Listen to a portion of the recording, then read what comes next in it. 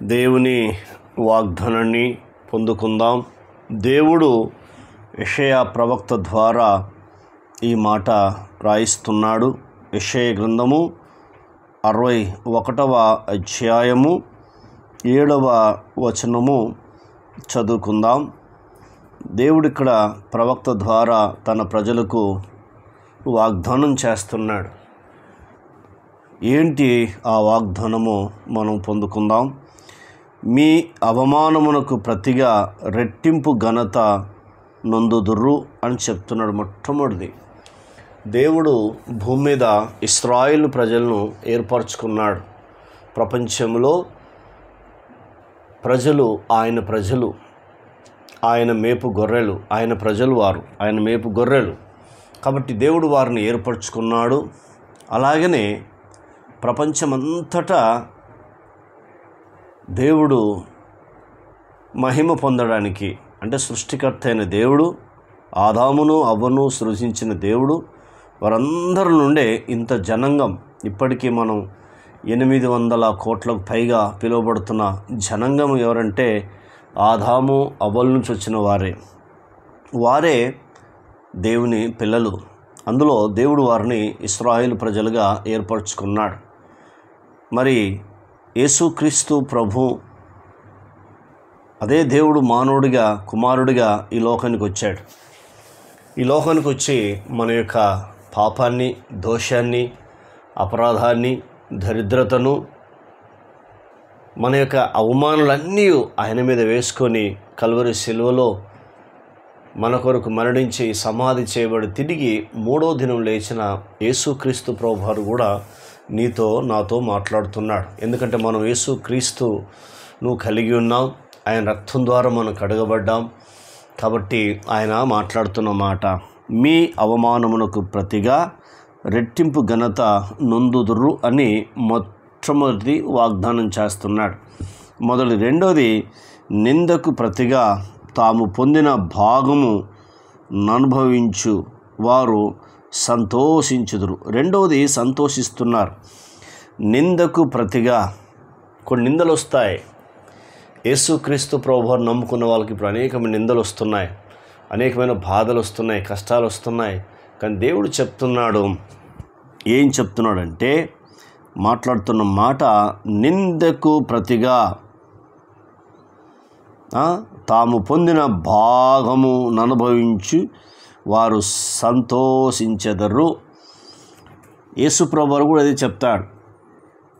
మీ పేరు చెడ్డదని మిమ్మల్ని దూషించి హింసించినప్పుడు, మీ పేరు చెడ్డదన్నప్పుడు మీరు సంతోషించి గంతులు వేయడి, పరలోకమందు మీ ఫలము అధికమవునంటాడు. అంటే ఆత్మ సంబంధమైన ఫలం అధికమవుతుంది పరలోకంలో.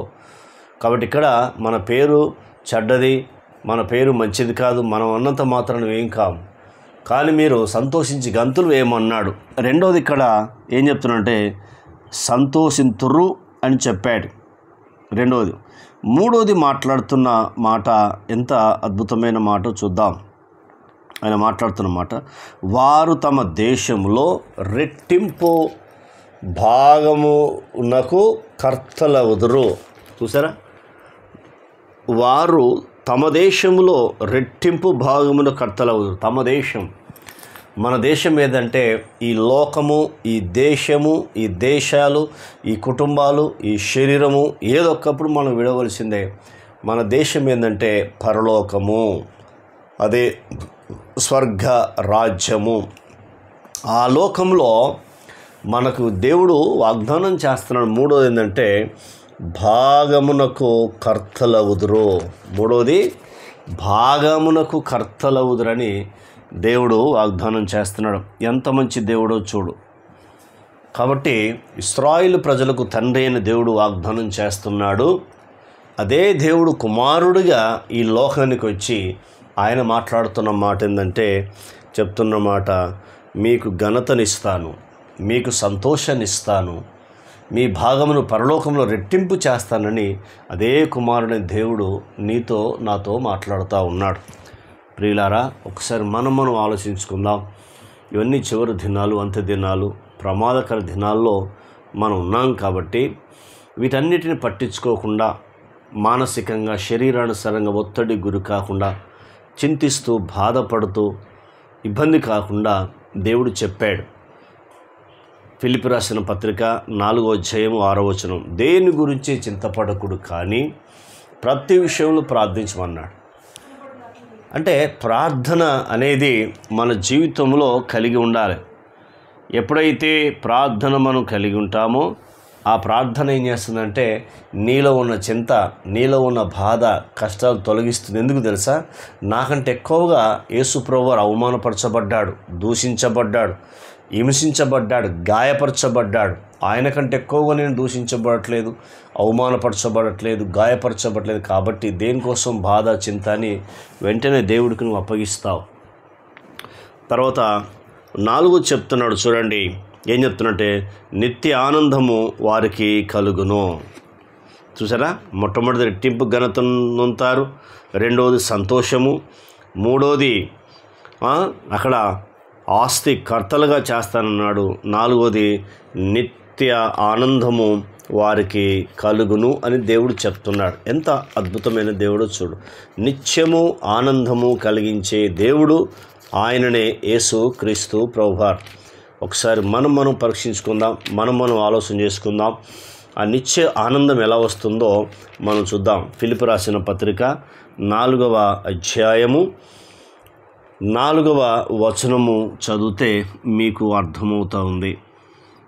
ఏమంటుండంటే అక్కడ, ఎల్లప్పుడూ ప్రభునందు ఆనందించుడి, మరలా చెప్పుదును ఆనందించుడి, మీ సహనము సకల జనులకు తెలియబడనీయుడి, ప్రభు సమీపంగా ఉన్నాడు అని రాస్తున్నాడు.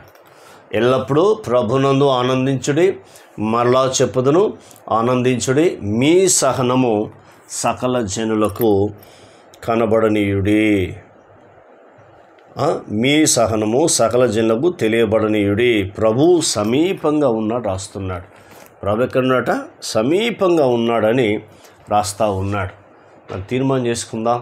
ఇలాంటి సంతోషము, ఆనందం ఇచ్చే దేవుడికి కృతజ్ఞతలు చెల్లిస్తూ ప్రార్థన చేద్దాం. కన్న తండ్రి, నీకు వందనాలు. విన్న మాటలు దుష్టతకు పోకుండా సహాయం చేయండి. ఈ మాటల ద్వారా మీరు మమ్మల్ని ధైర్యపరిచి ఆదరించినందుకు మీకు కృతజ్ఞతలు, మీకు స్తోత్రాలు చెల్లిస్తున్నాం. అయ్యా, రెట్టింపు ఘనతనిస్తానన్నావు తండ్రి, నీకు వందనాలు చెల్లిస్తున్నాం.